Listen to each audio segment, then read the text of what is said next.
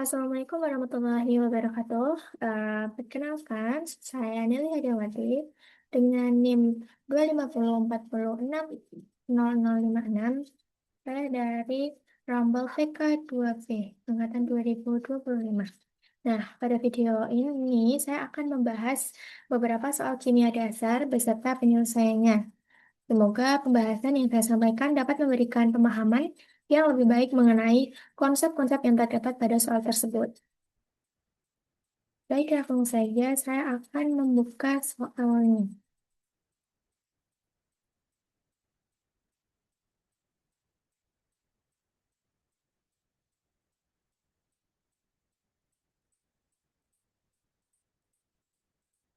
Baik, kita langsung saja ke pertanyaan nomor satu tentang penyetaraan reaksi redoks. Di mana di sini itu ada dua soal, yaitu penyetaraan reaksi redoks dalam suasana asam dan penyetaraan reaksi redoks dalam suasana basa. Yang pertama, soalnya dalam suasana asam terlebih dahulu, yaitu ada reaksi Cr2O72- ditambah imin menjadi Cr3+ ditambah I2, di mana Cr2O72- ini hmm, mengalami reduksi menjadi Cr3+, dan imin ini mengalami oksidasi menjadi I2. Nah, langkah pertama untuk menyetarakan reaksi ini adalah membagi persamaan menjadi setengah reaksi, yaitu Cr2O72- menjadi Cr3+, dan I- menjadi I2. Kemudian, langkah kedua menyetarakan atom selain atom H dan O. Jadi yang disetarakan itu selain atom H dan O. Jadi di sini ada Cr2, itu disetarakan. Di sini ada 2, di sini ditambahkan 2. Dan bagian I-nya juga sama. Di sini ada, kan tadi ada 1, di sini ada 2, berarti di sini tambah 2. Seperti itu. Setelah itu, menyetarakan oksigen. Dengan cara apa? Dengan cara ditambah dengan H2O. Di sini kan sudah ada atom O ya, dan bagian sini belum. Nah, kita tambah dengan menggunakan H2O biar setara. Di sini ada O, di sini ada O, gitu. Untuk yang I, ini tidak perlu ditambahkan karena di kanan maupun di kiri tidak ada yang memiliki atom O. Jadi tidak usah disetarakan. Yang ke selanjutnya, menyetarakan hidrogen. Nah, dengan cara apa? Ditambah H+. Di sini kan tadi sudah ada atom O, dan di sini juga sudah ada H2O, dan juga Cr. Nah, di sini tadi belum ada atom hidrogen. Nah, kita tambah dan disetarakan. Lalu, selanjutnya menyetarakan muatan. Cr2O72- ditambah 14H+ ditambah 6 elektron menjadi 2 Cr3+ ditambah 7H2O. Nah, kenapa di sini ditambah 6? Karena di sini memuat, ini ada 13, dan di sini ada 2 min, dan juga 14 plus.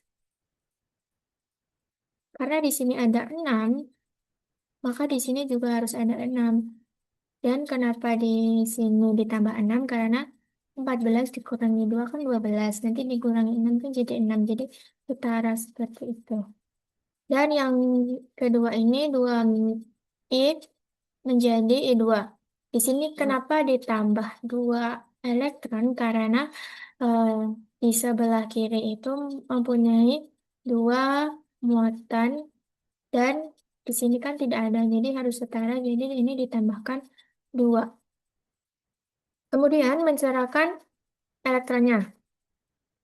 Karena tadi di sini ada 6 dan di sini ada 2, kan belum sama. Jadi kita harus samakan terlebih dahulu.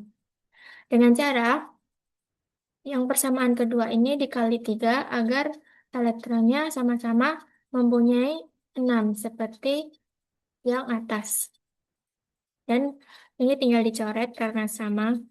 Dan hasil akhirnya menjadi Cr2O72- ditambah 6In- ditambah 14H+ menjadi 2Cr13 ditambah 3I2 ditambah 7H2O. Selanjutnya, hal yang kedua dalam suasana basa. Di sini ada persamaan antara ClO- ditambah CrOH 3 kali menjadi Cl- ditambah CrO4 2-, di mana ClO ini mengalami reduksi menjadi Cl- dan CrOH 3 kali ini mengalami oksidasi menjadi CrO4 2-. Sama seperti dalam suasana basa tadi, langkah pertama untuk untuk menyetarakan persamaan ini, kita membagi dulu nih persamaan menjadi setengah reaksi, sama ya teman-teman. Lalu setarakan atom O, ditambahkan H2O. Nah, di langkah ketiga ini bedanya. Tadi kan kalau dalam suasana asam, cara menyetarakan atom H-nya itu ditambah dengan H+. Nah, kalau dalam suasana basa ini, cara menyetarakan atom H-nya itu ditambah dengan OH-. Dan di sini ditambah dengan OH-. Seperti itu. Setelah itu sama, menyetarakan muatannya. Di sini ada 2, dan di sini ada ditambah 2 juga. Supaya ada 3. Nih, kan biar setara. Nah, sama juga yang persamaan kedua juga seperti itu. Setelah itu setarakan muatan elektronnya. Nah, kan di atas yang persamaan satu ada 2, dan yang bawah ada 3. Nah, biar sama, kita yang atas kali 3, yang bawah kali 2 seperti itu. Kan jadinya mempunyai masing-masing punya 6 elektron gitu. Nanti dicoret dan hasil akhirnya menjadi 3 ClO- ditambah 2 CrOH 3 kali ditambah 4 OH- menjadi 3 ClO- ditambah 2 CrO4 2- ditambah 5 H2O. Nah, nomor satu selesai. Sekarang lanjut ke nomor 2. Di sini tentang sel baterai lithium. Nah, soalnya sebuah baterai lithium menggunakan anoda logam lithium dan katoda mangan dioksida. Reaksi total sel adalah Li ditambah MnO2 menjadi LiMnO2, Li+ ditambah Min menjadi Li, dengan potensial selnya min 3,04 volt dan selnya 3,15 V. Soal pertama, tulis setengah reaksi oksidasi pada anoda. Nah, pada anoda kan berarti Li. Li menjadi Li+ ditambah E. Ini setengah reaksi oksidasi pada anoda. Lalu yang B, tulis setengah reaksi reduksi pada katoda. Nah, katodanya berarti yang ini. MnO2 ditambah Li+ ditambah E min menjadi LiMnO2. Dimana ketika nanti ini kita insert sama elemen, kita coret, coret, coret, coret. Nanti hasilnya akan menjadi persamaan Li ditambah MnO2 menjadi LiMnO2. Gitu, teman-teman. Sama aja. Lalu yang C, tentukan nilai potensial reduksi standar katoda. Nah, untuk menentukan atau menemukan hasil nilai potensial reduksi standar katoda ini, kita menggunakan rumus ini. SO sama dengan E katoda dikurangi E anoda. Nah, di sini kan sudah diketahui SO-nya itu berapa? 3,15 volt. Dan E anodanya berapa? Itu min 3,04 volt. Nah, masukin aja ke rumusnya. Dan hasil akhirnya menjadi plus 0,11 volt. Soal terakhir nomor 2 yaitu mengapa lithium cocok digunakan sebagai bahan berenergi tinggi. Nah, lithium ini cocok digunakan sebagai bahan anoda berenergi tinggi. Sebenarnya ada 2 alasan utama. Yang pertama itu potensial reduksinya itu sangat negatif. Jadi kan min 3,64 volt. Nah, yang kedua, massa atom yang sangat ringan. Jadi AL ini kurang lebih itu 6,94 gram per mol. Kan sangat ringan ya teman-teman. Oke, nomor 2 sudah, lanjut ke nomor 3. Perubahan acuan potensial elektroda. Soalnya, pada skala potensial elektroda standar, O2 ditambah 2H2O ditambah 4 elektron menjadi 4 OH- dengan potensial energinya sama dengan plus 0,40 volt. Jika skala baru dibuat dengan menetapkan reaksi oksigen tersebut, sebagai potensial sel sama dengan 0,000 volt. Soal yang pertama, bagaimana cara mengubah semua nilai potensial elektroda ke skala baru? Nah, langsung saja aku menjawab, untuk mengubah semua nilai potensial elektroda ke dalam skala baru, di mana reaksi oksigen itu ditetapkan sebagai potensial sel sama dengan 0,000 volt.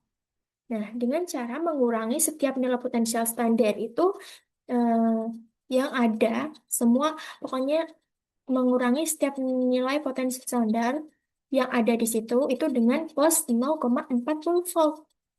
Dengan menggunakan rumus potensial sel baru, sama dengan potensial elektroda lama dikurangi plus 0,40 volt tadi. Oke, lanjut ke yang kedua. Tentukan nilai potensial baru untuk Ag plus ditambah Min menjadi Ag. Potensial elektrodanya sama dengan plus 0,80 volt. Di mana di sini potensial elektroda lama Ag itu sama dengan plus 0,80 volt, kan sudah diketahui. Dan kita menggunakan rumus yang seperti yang pertama tadi, yaitu potensial elektroda baru Ag sama dengan ini dimasukin, lalu dikurangin dengan plus 0,40 volt tadi. Nah, hasilnya menjadi plus 0,40 volt. Yang C, apakah nilai potensial sel berubah jika semua potensial elektroda menggunakan skala baru? Jawabannya tidak, teman-teman. Karena tidak, karena nilai potensial sel tidak akan berubah.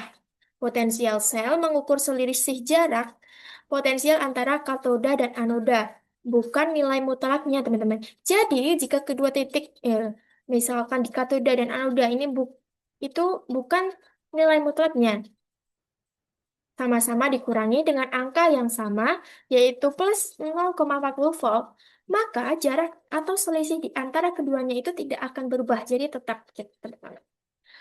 Oke, nomor 3 sudah, lanjut ke nomor 4. Perbandingan energi per gram anoda. Dua sel volta berikut dibandingkan berdasarkan energi listrik yang dihasilkan per gram bahan anoda, di mana sel satu itu Mg ditambah Cu2 plus menjadi Mg2 plus ditambah Cu dengan potensial sel 2,71 volt, dan sel 2 Al ditambah T3 plus menjadi Al3 plus ditambah Fe dengan potensial selnya sama dengan 1,66 volt. Setarakan terlebih dahulu reaksi sel 2, kemudian tentukan sel mana yang menghasilkan energi listrik lebih besar per gram bahan anoda. Gunakan energi bebas Gibbs sama dengan min N F potensial sel F sama dengan 96485 mol, dan ARMK-nya itu 24,31 dan ARL-nya itu 26,98. Oke, langkah pertamanya yaitu kita menyetarakan reaksi sel 2 tersebih dahulu. Tapi di sini sudah setara ya teman-teman, jadi kita tidak perlu menyetarakan lagi, tinggal menulis ulang saja. Lalu yang kedua itu kita menghitung energi per gram anoda dengan menggunakan rumus delta G sama dengan min N Fe sel. Gitu. Masing-masing sel ya teman-teman. Sel 1 itu kan sudah diketahui nih anodanya Mg. N-nya itu, cara mencarinya itu kan, itu menggunakan ini, persamaan. Mg itu kan sama dengan Mg12 ditambah 2 elektron. Jadi N-nya itu ada 2, karena muatannya ada 2. Nah, itu cara mencari N. Lalu masukkan aja ke rumusnya, dan hasil akhirnya menjadi 21,512 Joule per gram, gitu. Sama seperti sel 1, sel 2 juga seperti itu. Eh, nah, N-nya. Ini bedaannya karena Al itu jadi Al 13 ditambah 3 elektron. Di sini N-nya 3 karena di sini Al ini mempunyai 3. Muatannya 3 gitu. Dimasukin. Setelah delta Q-nya ditemukan, kita mencari energi per gramnya. Itu mutlak delta G dibagi Al-nya. Jadi hasilnya 17,809 J per G. Jadi kesimpulannya, sel 1 atau magnesium itu menghasilkan energi listrik yang lebih besar per gram bahan anoda dibandingkan sel 2. Ya, karena ini hasilnya lebih besar yang sel 1 ya, teman-teman. Oke, lanjut ke soal nomor 5. Reaksi fisi dan penentuan nuklida.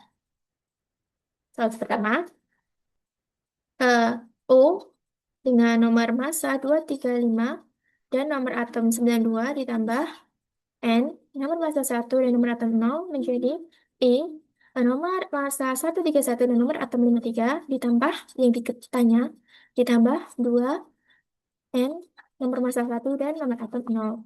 Nah, ini sangat mudah teman-teman. Nah, karena ini tinggal dijumlahkan saja. Nomor massa dengan nomor massa. Kayak misal, nomor massa ditambah ini sama dengan ini ditambah A. Kita kita misalkan dengan A ditambah 2 kali 1. Nah, hasilnya itu akan menjadi A sama dengan 103. Nomor atomnya juga sama. Dijumlahkan. Ini sama ini. Kita misalkan Z. Dengan nomor atom itu misalkan Z ya. Z sama dengan 39. Nah, cara mencari identitas itu, unsur. Unsur dengan Z sama dengan 39. Unsur dengan nomor atom 39 itu apa? Yaitu yttrium. Lambangnya Y. Jadi nuklidanya kita tulis. Jadi kan A. A ini sebagai nomor massa dan Z ini sebagai nomor atom. Nah, nomor massa di atas, nomor atom di bawah. Dan kita tulis unsurnya di samping kanannya. Seperti ini. Sama. Yang kedua juga ya. Ini ditambah sama dengan 235 ditambah 1 sama dengan 103 ditambah A. Yang ditanya ditambah 3 kali 1. Untuk nomor atomnya juga 92 ditambah 0 sama dengan 44 ditambah Z ditambah 3 kali 0. Hanya ketemu 130 dan Z-nya ketemu 48. Untuk mencari identitasnya, unsur dengan Z sama dengan 48. Dengan nomor atom 48 itu apa? Yaitu kadmium atau Cd. Nah, penulisannya nomor massa di atas, nomor atom di bawah, dan unsurnya di sebelah kanan. Nomor 3, 235 ini juga sama ditambah dengan 1 sama dengan 95 ditambah dengan A yang ditanya ditambah 3 kali 1. Untuk nomor atomnya 92 ditambah 0 sama dengan 40 ditambah Z. Misal ini untuk tanyanya ditambah 3 kali 0. Ketemu nomor masanya A sama dengan 138 dan Z-nya 52. Identitasnya dengan Z52 itu apa? Unsur apa? Yaitu unsur Te. Nuklidanya sama, ditulis nomor masanya di atas dan nomor atomnya di bawah, dan unsurnya di sebelah kanannya. Cukup mudah ya teman-teman. Lanjut ke nomor 6. Radiokarbon dan penentuan umur. Soalnya, arang dari sisa letusan gunung berapi dianalisis menggunakan metode radiokarbon dengan rasio 14C atau 12C. Pada sampel tersebut adalah 92,5% dari rasio organisme hidup modern. Waktu paruh 14C eh, eh, dengan waktu paruh sama dengan 5.730 tahun. Soalnya, hitung umur arang tersebut. Nah, ini kan sudah diketahui rasio sisanya berapa, waktu paruhnya berapa. Lalu kita langsung masukin aja konstanta penuruhannya, yaitu R 2 D bagi T 1/2, atau waktu paruhnya. Jadi hasilnya 1,209 kali 10 pangkat 4 tahun. Untuk perhitungannya, learn NT per N0 sama dengan min KT. Dimasukin tadi rasio NT per N0-nya. Lalu kita masukin semuanya. Kan T kan ditanya ya teman-teman. Nah, kita pindah luas T-nya di sini. Jadi kitanya itu ketemu 644,8 tahun. Soal kedua, dua letusan diperkirakan terjadi pada 700 tahun dan 750 tahun yang lalu. Jika ketidakpastian pengukuran rasio 14C atau 12C adalah 0,1%, apakah kedua letusan tersebut dapat dibedakan? Nah, kita menghitung sisa rasio untuk letusan 700 tahun dan juga sisa rasio untuk letusan 750 tahun. Kan yang bedanya cuma T-nya. T 700 sama dengan sama T 750. N, T, T-nya kan diganti 700. Di per N0 sama dengan min K kali 700. Dan hasilnya eh, 0,9188 atau 91,88%. Begitu juga dengan yang 750 tahun. T-nya diganti 750 tahun.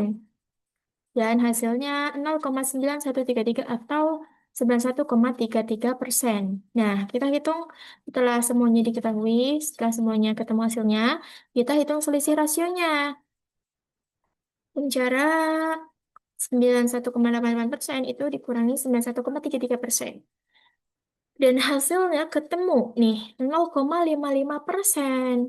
Nah, di sini mungkin ada satu kesalahan karena di kesimpulannya itu ketika kita sudah melihat jawaban yang kita cari, selisih rasio karbon asli antara letusan 700 dan 750 kan 0,55%. Nah, padahal ketidakpastian atau batas errornya itu hanya 0,1%. Jadi, kemungkinan besar di sini ada kesalahan eh, dalam menggunakan alat pengukuran seperti itu. Oke, soal 6 ini adalah soal terakhir dan mungkin aku cukup dan terima kasih sudah menonton. Bye-bye.